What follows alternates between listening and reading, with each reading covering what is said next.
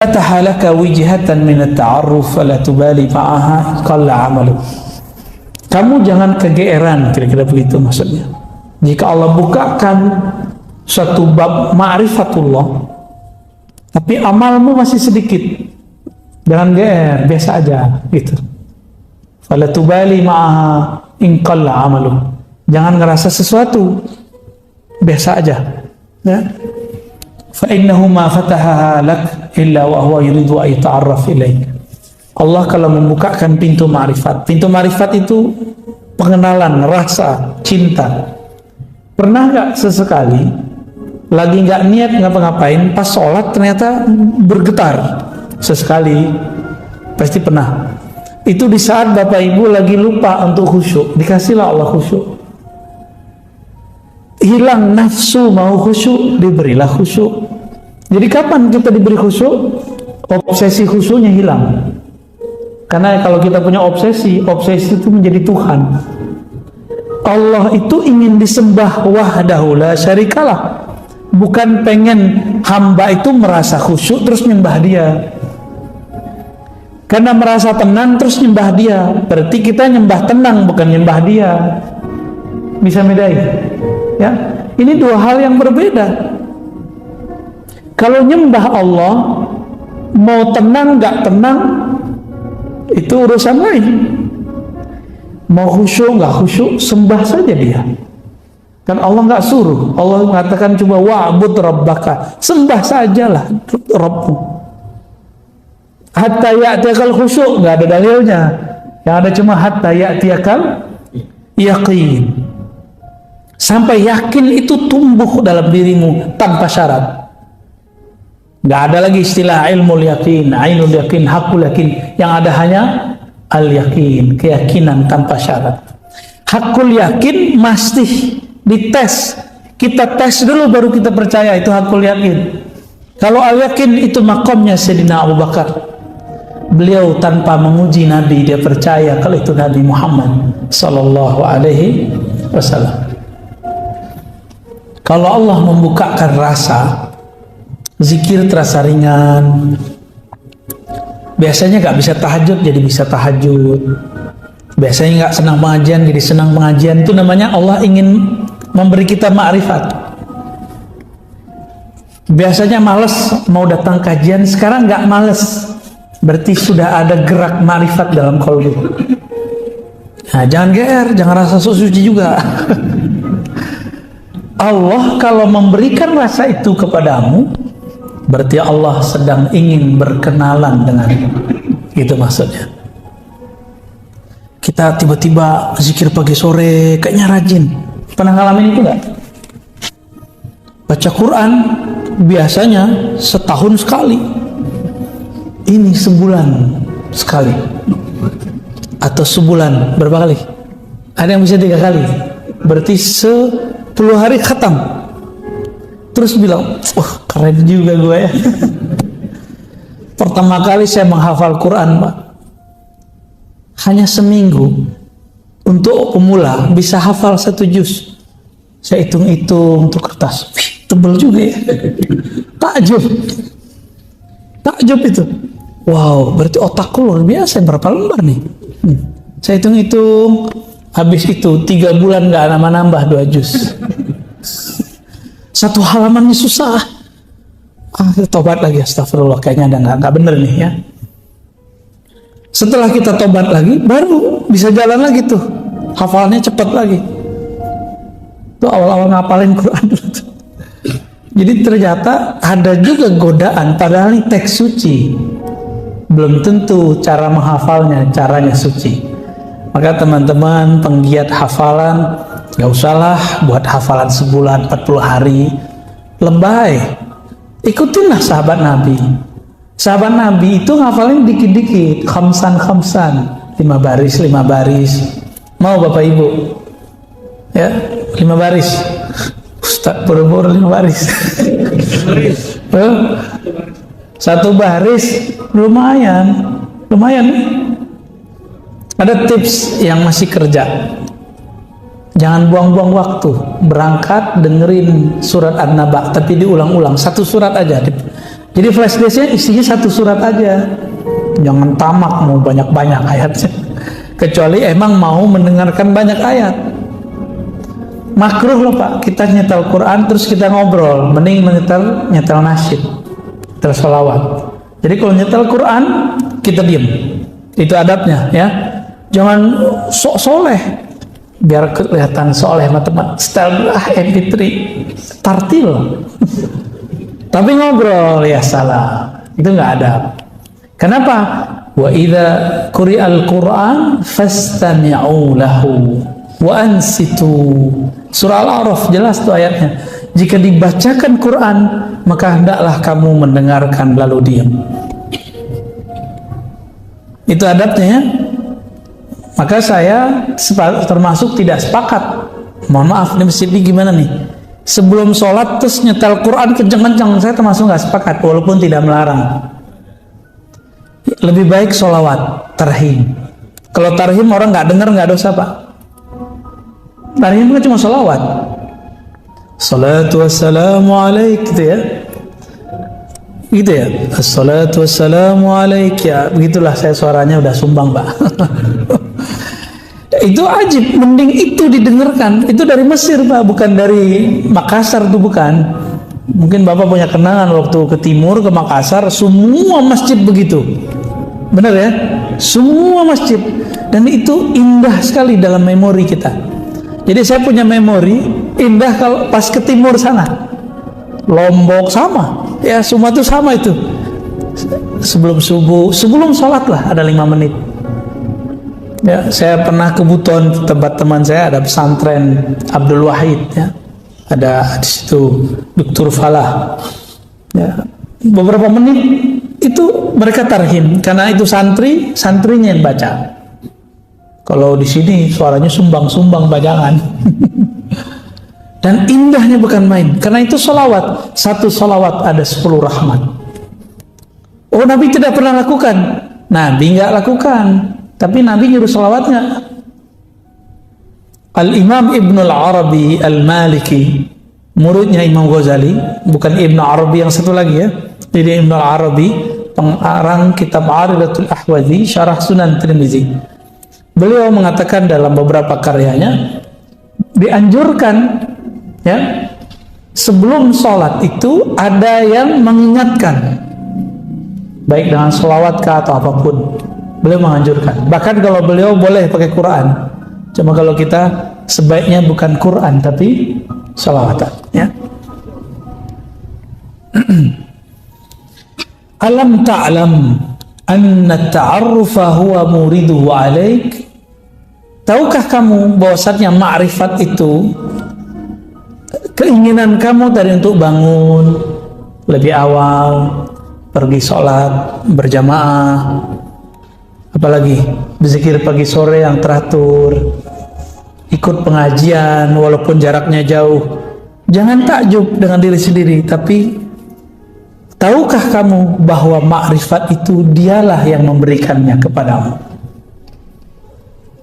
Wal a'mal, sedangkan amalan, a'anta muhdiha ilaih, apakah kamu yang memberikan hadiah kepadanya? Ini kalau versi orang awam nih, gimana? Kalau kita ibadah, kita yang mempersembahkan hadiah kepada Allah, benar nggak? Tapi kalau orang kenal Allah, apa kata mereka? Ya Rob, aku bisa sholat karena Engkau yang membuat aku bisa sholat. Saya sering nanya jamaah, nih sama nggak jawabannya di sini? Bapak Ibu bisa bangun tahajud? Itu yang bangunin siapa? Alarm? Yakin? Alarm, pasangan, atau Allah? Dalam surah Az-Zumar dikatakan, Allah lah yatawaffal anfusa, yang mewafatkan jiwa-jiwa. Di antara jiwa itu ada yang Allah yumsik, Allah tarik, mati namanya. Ada yang Allah yursil, Allah lepas kembali, maka dia bangun dari tidurnya. Oleh karena itu, tidur itu saudaranya mati. Karena selangkah lagi mati, Pak. Kalau nggak dibalikin, mati sudah. Gitu. Doa kita apa bangun tidur? Segala puji bagi Engkau ya Allah, ahyana, yang kembali menghidupkan kami. Benar ya? Berarti hidup, kita dihidup nih. Tertidur itu mau mati namanya. Pengen mati enak atau mati susah? Mati enak. Jangan nonton ya sebelum tidur. Terus gimana sebelum tidur? Sebelum tidur tumbuhkan al-yakin tadi. Bisa lewat zikir, bisa lewat pengajian, bisa lewat conditioning di pikiran kita. Coba malam ini tidur, semua dendam kita buang, bisa nggak? Bisa nggak, Pak? Utang sih bayar, dendam jangan. Bisa nggak? Malam ini kita tidur pegang dada, ya Allah, di hatiku ada noda-noda dendam. Izinkan aku tidur, noda itu tiada, telah Engkau angkat ya Allah. Ada benci, semoga terangkat. Ada putus asa karena masa lalu gelap, tolong ya Allah, kegelapan putus asa itu Engkau angkat. Semua kita punya masa lalu yang saya nggak tahu, masa lalu bapak ibu ini apa ya.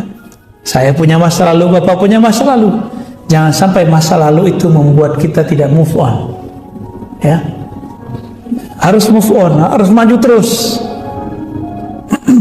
Ada beberapa kawan sahabat saya ajak, ayo ngaji. Aduh, saya ini kotor, nggak pantas duduk di masjid. Lah, emang kamu doang yang kotor. Saya juga kotor. Sama-sama kotor kita semua. Setiap hari kita nggak mau kotor, kotoran itu datang ke dalam kalbu. Jadi nggak usah putus asa, itu kan setan yang menghambat dia. Nah, bapak ibu yang punya masa lalu yang gelap sekarang bisa maju, berarti dia dapat hadiah ma'rifat dari Allah Subhanahu wa ta'ala. Aina ma tuhdihi ilaihi mimma huwa muridu alaih. Mana persembahanmu kepada Allah?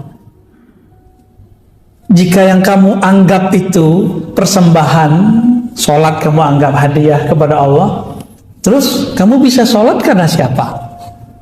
Kalau Allah nggak bangunin, bisa tahajud nggak? Bisa tahajud nggak? Berarti kita tahajud itu hadiah dari Allah atau kita ngasih hadiah kepada Allah? Gimana kira-kira? Mulai malam ini bisa nggak ganti persepsi? Tahajud itu tanda terima kasih. Itu yang dimaksud Nabi waktu Aisyah bertanya. Ini nggak pernah diungkap, Pak, sebelumnya. Jarang orang mengungkap ini. 1-2 paling kiai kita yang berungkap ini. Karena selama ini kajian hikam cuma di pesantren-pesantren, di majelis-majelis thariqat. Orang nikmat japos berapa kali kirim Fatihah ya. Tembus juga ya. Tapi kita buat kajiannya ya, mohon maaf, weekday begini ya. Hari Senin lagi ya. Alhamdulillah. Itu namanya ta'aruf, ma'rifat masuk dalam kolbu. Mau hari apa jadi, Ustaz? Nabi ditanya oleh Sayyidatuna Aisyah, kenapa engkau masih sholat sebanyak itu wahai Rasulullah, sampai kakimu kapalan wahai Rasulullah, sedangkan engkau diampuni dulu, sekarang dan nanti? Apa jawaban Nabi? Afala an akuna abdan syakura. Apakah aku tidak boleh wahai Aisyah menjadi hamba yang berterima kasih kepada Allah? Karena aku dibangunkan malam ini, aku berterima kasih karena dibangunkannya. Aku diizinkan sujud, aku berterima kasih bisa sujud lama-lama. Aku diizinkan masih bisa ngangkat tangan. Allahu Akbar di saat orang masih ngorok. Jadi Bapak bisa hidup, datang sekarang, jangan kayak dulu, katakanlah hati terima kasih ya Allah. Di saat teman-temanku istirahatnya adalah tidur atau main handphone atau nonton, Engkau gerakkan aku beristirahat dengan cara mendengarkan hikmah-hikmah dari walimu. Al-Imam Ibn Athaillah As-Sakandari, waliullah di zamannya, kutub bahkan Al-Ghaus ya. Maka beliau kasih pertanyaan, wa aina ma tuhdi ilaihi mimma huwa muriduhu alaik. Itulah kata-kata Nabi. Apakah aku tidak boleh bersyukur? Apakah aku tidak boleh berterima kasih kepada Allah SWT? Saya jelasin begini Pak, bukan saya yang pinter Pak. Jangan salah paham ya. Bukan saya yang pinter. Saya bisa menjelaskan begini karena saya dulu mau khidmah kepada guru-guru saya. Maka Allah kasih hadiah ini. Jadi ini hadiah dari Allah, bukan saya yang menghadiahkan ke Bapak. Ya. Maka nanti kalau ada yang bisa baca kitab, bawa kitabnya ke sini Pak. Jadi ngaji, lihat walaupun terjemahan, baca aja. Siapa tahu ada umur ya, bisa mengajarkannya ya. Amin. Kalau enggak bisa ngajarin orang, ini di rumah kita. Siapa tahu ya. Jadi gimana? Masih berani minta pahala? Saya malu meminta pahala kepada Allah. Ya, pahala itu bahasa Sanskerta berarti balasan. Berani minta balasan dari Allah? Ibarat gini, saya minjem mobil Bapak, saya pinjam nih mobil Bapak hari ini, pulang-pulang bersih, terus saya bilang, mana bayarannya Mas? Ya, saya minjem, terus saya minta bayaran dari pinjaman itu, waras nggak? Jadi sebenarnya banyak orang beribadah tuh belum sampai babul yakin. Kalau dibilang nggak waras termarah Pak ya. Masa dengan coba sholat 5 waktu, sholat tahajud yang berkabut itu, sholat duha yang khusyuk itu, terus kita berani meminta sesuatu balasan dari Allah Subhanahu Wa Taala. Itu orang nggak tahu posisi dia. Ya kalau bahasa kasarnya nggak tahu diri lah. Berarti dia belum sampai kepada kesadaran ma'rifat.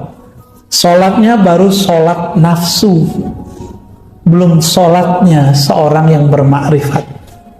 Dia nafsu mau dapat sesuatu, dia sholat. Moga-moga sholatnya memperlancar dia dapat sesuatu. Itu nggak baik ya. Saya tanya lagi, masih berani minta pahala? Gimana? Paham nggak saya ngomong apa dari tadi?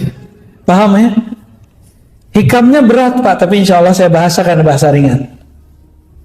Apa yang kita lakukan dari ibadah, zikir, belajar, semuanya adalah hadiah ma'rifat dari Allah.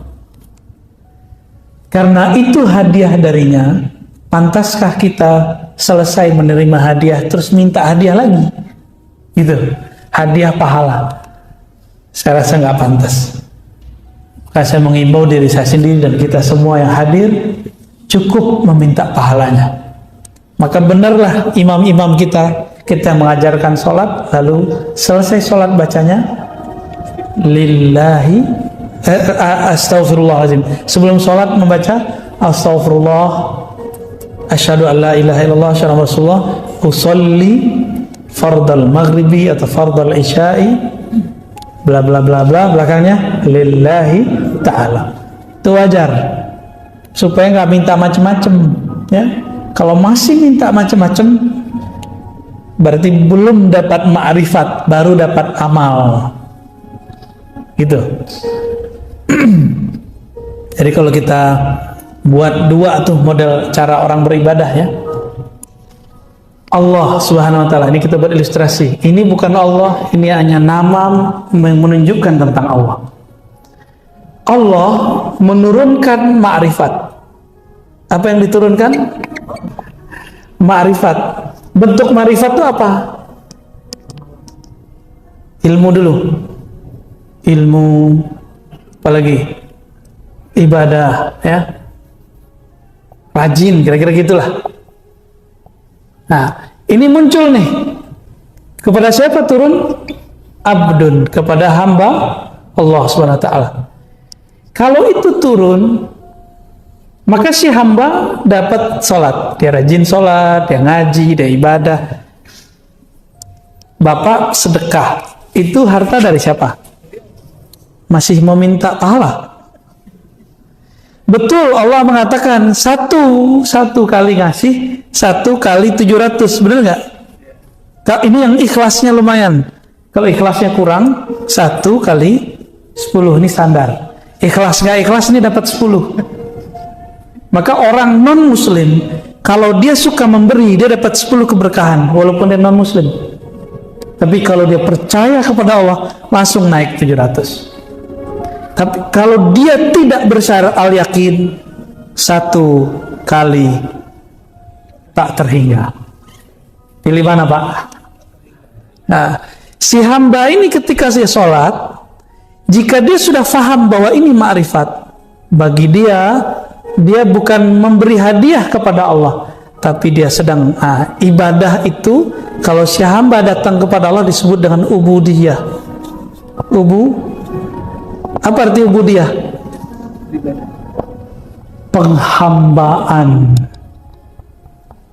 Itu artinya, bukan ibadah, penghambaan. Jadi sholat itu bukan lagi untuk minta pahala. Maka saya berharap jamaah kita malam ini mulai dewasa rohaninya. Jadi kedewasaan rohani ditandai dengan sholat tidak minta sesuatu lagi kepada Allah. Siap malam ini? Nggak minta khusyuk, nggak minta tenang, nggak minta pahala, nggak minta surga. Yang diminta cuma Allah, pemilik surga dan neraka. Itu. Allah mengatakan, aqimis salata lidzikri. Surat Taha ayat 14. Salatlah kamu untuk sekedar mengingatku. Bukan supaya tenang. Ingat saja aku, nanti pasti tenang. Karena kalau orang dia mencari ketenangan, dia nggak pernah tenang. Emang tenang itu apa? Tenang itu di saat dia lupa mencari ketenangan. Kapan dia lupa mencari ketenangan? Di saat dia lupa apa yang harus ditenangkan. Yang harus ditenangkan? Pikiran, hati. Lupakan itu, baru masuk zikrullah.